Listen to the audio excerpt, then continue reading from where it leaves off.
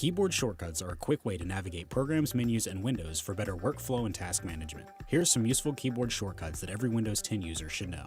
Some of the most common shortcuts that work in most programs include Ctrl-Z to undo your last action, Ctrl-C to copy content, Ctrl-X to cut content, and Ctrl-V to paste content. Ctrl-A selects all the text in a document and all the files in a folder. If you're working with multiple programs, you can use Alt-Tab to switch between them.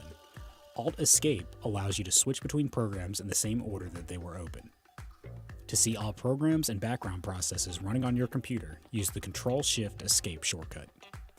Pressing the Windows key on its own opens the Windows Start menu, but there are also many useful shortcuts that result from pressing other keys in combination with the Windows key. Pressing the Windows key and D will show and hide the desktop. When working with multiple programs, you might want to have two different windows on your screen at the same time. Pressing the Windows key and the left arrow maximizes the window to the left side of the screen, or press the Windows key and the right arrow to maximize the window to the right side of the screen. The Windows key and up arrow key maximizes the current window to the entire screen. Press the Windows key and M key to minimize all windows, and to restore all windows, press the Shift key along with the Windows key and the M key. The Windows key plus tab brings up the task view. Here you will see all currently active windows and you can click on the one you wish to view. To lock your computer without clicking through the Start menu, press the Windows key and the L key.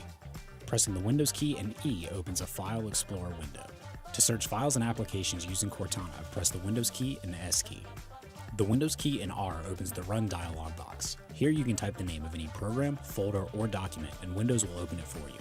To open the Windows 10 Settings window, press the Windows key and I key. To open the Windows 10 Action Center panel, press the Windows key and A key. Press the Windows key and the X key to open a Quick Access Options menu.